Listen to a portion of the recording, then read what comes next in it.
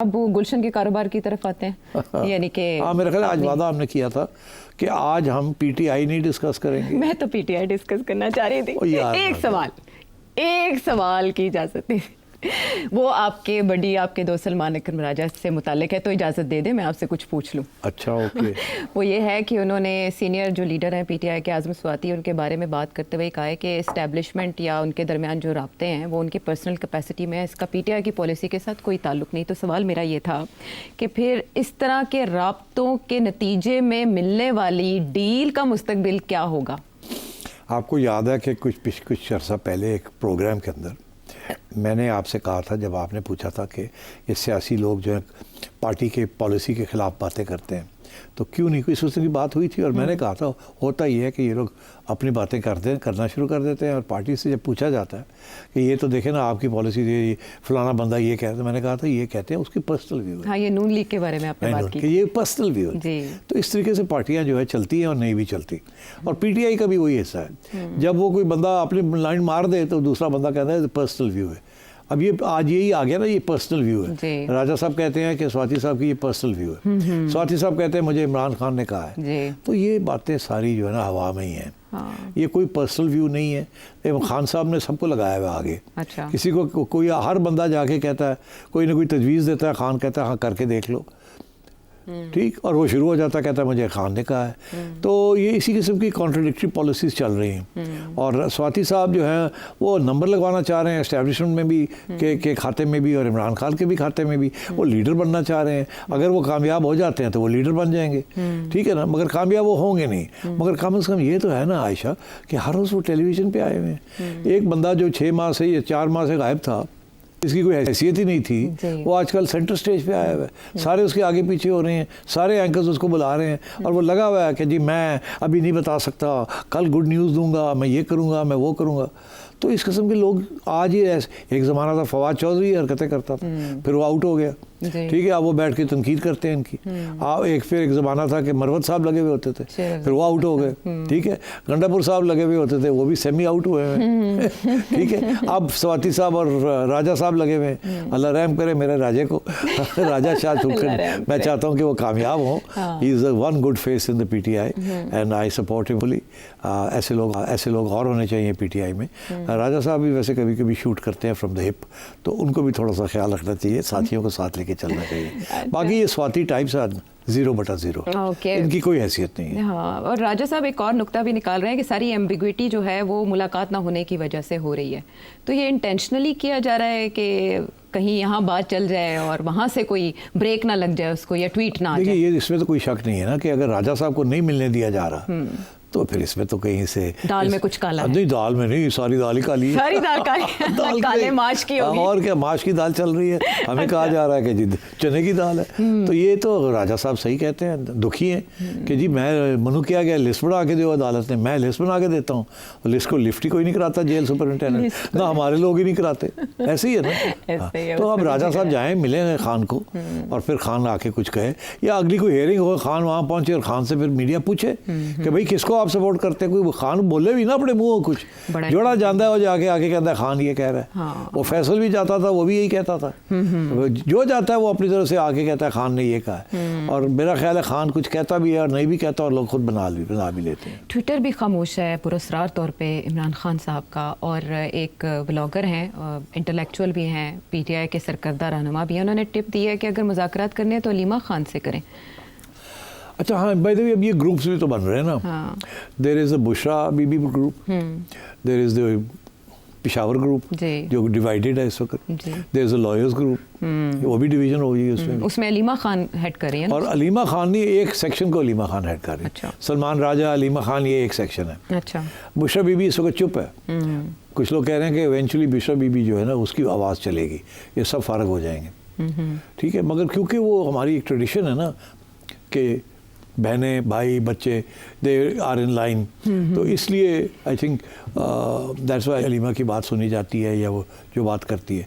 मगर अब देखिए ना, अलीमा भी हार्ड लाइन लेती है, राजा साहब भी हार्ड लाइन लेते हैं, ठीक है। अब और खान साहब तो हार्डलाइनर हैं ही जी। बाकी ये जो सब लोग हैं इधर उधर चलते रहते हैं, कभी आते हैं कभी जाते हैं। हाँ। कभी हार्ड लाइन शुरू हो जाती है, कभी सॉफ्ट लाइन शुरू हो जाती है। हाँ। अब बहुत से ये इनिशिएटिव्स चल रहे हैं कि जी किसी तरीके के साथ खान की और एस्टैब्लिशमेंट की मुकमका करा ली जाए। तो उसमें वो USA से भी लोग आए थे, सुना वो फिर आ रहे हैं, फिर जा रहे हैं। इसी तरीके से गंडापुर साहब कहते हैं मेरे तो ऑलमोस्ट बात हो गई है। फिर उनसे कोई पूछता हो कितने पहुंचे हो, कहता बस होने लगी है, ये हो रहा है। उधर से पहले मरवत साहब भी यही कहते थे। काफ़ी अरसे से स्वाति साहब लगे हुए हैं। तो बड़ी बड़ी ये उम्मीदें बनती हैं फिर टूट जाती हैं and so on. I think once Khan Sahab comes to court तो फिर बहुत सी बातें क्लियर होंगी। तो उस वक्त फिर डायरेक्ट बात करनी पड़ेगी। But in the meanwhile मैं समझता हूँ कि Khan sahab has confidence in Salman Akbar Raja. अच्छा। बाकी ये लोग जो आते जाते हैं उनको वो ना नहीं करते, तो चाहते हैं ना कोई ओपनिंग तो मिले।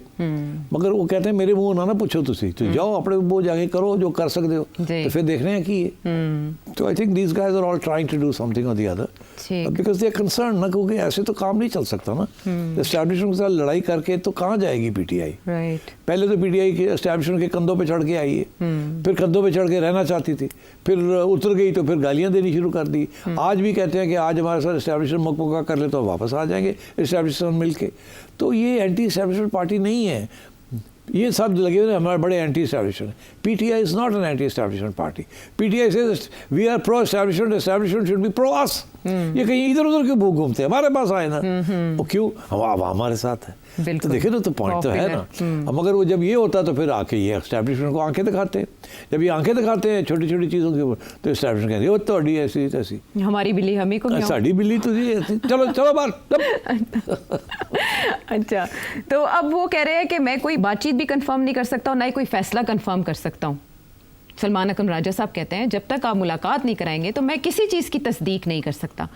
तो मुलाकात होने के लिए, करवाने के लिए अब क्या गेट खुलेगा? और दूसरी तरफ अडयाला जेल के जो सुपरिटेंडेंट हैं वो कह रहे हैं खुसूसी सिक्योरिटी दें, क्योंकि 15 अप्रैल को सेशन कोर्ट इस्लामाबाद में इमरान खान साहब को पेश करने के ऑर्डर्स हैं और वो गार्ड्स मांग रहे हैं खुसूसी। ये एक नई पेशरफ्त है, इससे पहले तो ऐसी डिमांड नहीं आई थी। मेरा ख्याल है कोशिश यही है कि कोई ऐसा सिचुएशन क्रिएट की जाए कि शायद ज़रूरत ना पड़े इनको प्रोड्यूस करने की। तो मैं समझता हूँ कि सलमान राजा को अप्लाई करना चाहिए उसी अदालत को जिस अदालत ने इनको इजाज़त दी थी कि आप 5-6 की लिस्ट बना के दे दिया करें, और आप तो उनके पास जाए, उन्हें कहें जी ऑर्डर करें कि मुझे मिलने दें, तो अदालत कर देगी। तो कर जाए ना, अब क्यों नहीं जाते, ताकि ये मसला हल हो, ये वो ठीक की जा सके। अब हस्बे वादा सवालों की तरफ आते हैं, और पहले जो है वो है अदील साहब लाहौर से। शेख साहब, मैं आपका बहुत ही पुराना व्यूअर हूँ। गालबन 2009-10 में जब आप प्रोग्राम किया करते थे जियो न्यूज़ पे आपस की बात, तो तब से मैं आपको फॉलो कर रहा हूँ। मेरा आपसे सवाल ये है कि क्या वजह है कि आप का ताल्लुक जब जियो न्यूज़ से ख़त्म हुआ आपस की बात प्रोग्राम से मुनीर फारूक के साथ, तो उसके बाद आप दोबारा से कभी इत्तेफाक नहीं हुआ मुनीर फारूक साहब के साथ प्रोग्राम करने का? इसके बरक्स जब आयशा नाज साहिबा जो है चैनल 24 पर प्रोग्राम करती थी, तो उनके बाद इवन 2 और एंकर्स ने भी क्विट कर दिया था। तो मुझे आज भी आपका प्रोग्राम याद है कि आपने कहा था कि लोग मुझे कहते हैं यार सिटी करदा कि बार बार जो है ना एंकर्स चेंज हो रही हैं। तो सवाल मेरा ये है कि दोबारा इत्तेफाक क्यों नहीं हुआ मुनीर फारूक साहब के साथ प्रोग्राम करने का? ये तो ज़ाती किस्म के सवाल आने शुरू हो गए। मेरा ख्याल है ज़ाती सवाल ना ही किया करें तो अच्छा है। आप फोकस करें on policies and principles and politics. But चले, अब आपने कर दिया, मैं वजाहत कर देता हूँ। देखिए, जब मैंने ये चैनल के ऊपर आना शुरू किया 2009 में गालबन, तो आई वॉज विद दुनिया, और दुनिया में लोगों को याद नहीं है, मेरा जो पार्टनर था या जो एंकर था जो मुझे सवाल जवाब करता था वो मोईद पीरज़ादा। तो Moeed and I go back a long way, very good programme. मगर फिर मोईद ने सोचा कि उसको अपना अलग एक प्रोग्राम चाहिए जिसके अंदर वो एक के साथ ना बैठे, 3-4 लोगों के साथ बैठे as a full fleshed anchor. तो फिर we parted ways and in very amicably, and Moeed ने अच्छे प्रोग्राम किए उसके बाद as a full fleshed anchor. फिर मेरे पास और कोई बंदा नहीं था, बंदी नहीं थी, तो मुझे दुनिया वालों ने कहा कि ये हमारे यहाँ मुनीर फारूक साहब बैठे हुए हैं, यही ले लें, आप इनके साथ शुरू कर दें। वो हमने शुरू किया और आहिस्ता आहिस्ता कामयाब होता गया। Munir was a fantastic fellow traveller and I think we made a hit. और ये 2010 से लेके 2017 तक चला ये। उसके बाद ये हुआ कि 2017 में मैंने जियो और मेरे अलविदा काफ़िला हो गया, मैंने प्रोग्राम करना ही बंद कर दिया। और जब मैंने प्रोग्राम बंद किया, क्योंकि मैं पीसीबी में फुल टाइम चेयरमैन के तौर पे काम कर रहा था, तो फिर मुनीब ने had to look out for himself, तो उन्होंने फिर अपना अलग प्रोग्राम शुरू कर लिया। वो आपस की बात ही चलता रहा जियो पे, और मुनीब जियो के साथ काफ़ी अरसा रहे और उन्होंने संभाल लिया उस प्रोग्राम को। वेरी गुड, एक्सेलेंट, तरक्की भी हो गई उनकी। By that time he was a solid sort of anchor, और वहाँ वो रहे। और उसके बाद जाहिर है एक दफ़ा आप इतना अरसा एक टॉप चैनल में आप अगर रहें तो फिर आपकी हैसियत भी बन जाती है, सोर्सेज भी बन जाती हैं, and you are person in your own right. And therefore, Muneeb has remained in his own right and is now a leading anchor and an independent person and is doing a great job, and has been a little bit of a channel hopping in order to increase his financial prospects. Excellent. तो 2018 में मैंने PCB से resign किया और मैंने सोचा वापस TV पे चलते हैं। तो उस वक़्त सोचा कि कहाँ से शुरू किया जाए, तो चैनल 24 में ने मुझे दावत दी, मैं चैनल 24 चला गया। चैनल 24 ने आयशा को याद किया, आयशा आ गई और आयशा के साथ हमने प्रोग्राम शुरू किया। मेरा ख्याल है 6 माह के करीब चलाया होगा। तो उसके बाद आयशा को बहुत अच्छी ऑफ़र आ गई फ्रॉम सुनो टीवी। तो आयशा उठ के मुझे पूछने लगी, मैंने कहा फ़ौरन जाओ, तुम्हारी तो तरक्की हो रही है, जाओ। तो आयशा को हाथ प्यार से मोहब्बत से धक्का दिया, वो चली गई 1 साल के बाद। हाँ, तो आयशा कह रही है नहीं मैं साल रही आपके साथ। ऐसे चलो जी, तुसी साल रहे, 3.5 साल। उसके बाद तुसी दौड़ गए, तुसी चले गए किधरे और, आपने खुद भेजा। मैंने चलो धक्का दिया, जाओ तुम्हारी तरक्की हो रही है, आप जाओ। आयशा सुनो चली गई, अच्छी तरक्की होगी, वहाँ खुद अपनी हैसियत में फुल फ्लैश्ड एंकर बन गई। एंड फिर मैंने फिर ढूंढा, फरवा वहीद को सिलेक्ट किया, फरवा आ गई। उसके बाद उसको भी बड़ी ज़बरदस्त ऑफ़र आ गई as a special anchor on her own right. उसको भी मैंने कहा जाओ बच्चे, बड़ी अच्छी बात है, तुम्हारा भी फ्यूचर बन रहा है, जाएँ। उसके बाद उज़्मा आ गई, कुछ अरसा हमने काम किया, मगर उसके बाद बंद कर दिया प्रोग्राम मेरी वजह से। मैं कुछ और सोचों में पड़ गया था। तो इस तरीके से ये होता रहा। अब सूरत हाल है, जब मैं समय आया हूँ तो फिर मैंने आयशा से रिक्वेस्ट की, मैंने कहा यार ठीक है, आप आ जाओ वापस, let's get on with it.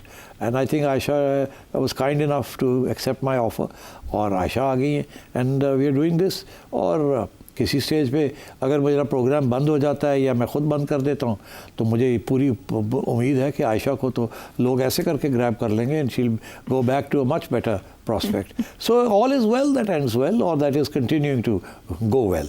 Okay, ठीक है। तो कभी मुनीब फारूक साहब के साथ दोबारा चांस मिला तो करेंगे ना? मुनीब के साथ मेरा रब्ता है, वी आर गुड फ्रेंड्स, बरखुरदार है मेरा और मैं उसकी बड़ी इज्जत करता हूँ। हाँ। और बड़ा शार्प है, और आजकल जैसे कहते हैं ना, टंगा खड़का रहे हैं अल्लाह की कसम। खड़काते कुछ और है, लेकिन वो काम पे टांग रही हैं। उसके अकॉर्डिंगली ये जुमला यहाँ दिखाता है। जिस मुनीब बातें करता है, हाँ। वो तो बड़ी काम पे टांगती होंगी। वाली बड़ी उम्दा केमिस्ट्री थी जहाँ से शुरू, और केमिस्ट्री बड़ी मैटर करती है। ये जो 1-on-1 टॉक शोज़ होते हैं या एनालिस्ट बेस्ड टॉक शोज़, आपके सवाल का जवाब आपको मिल गया होगा।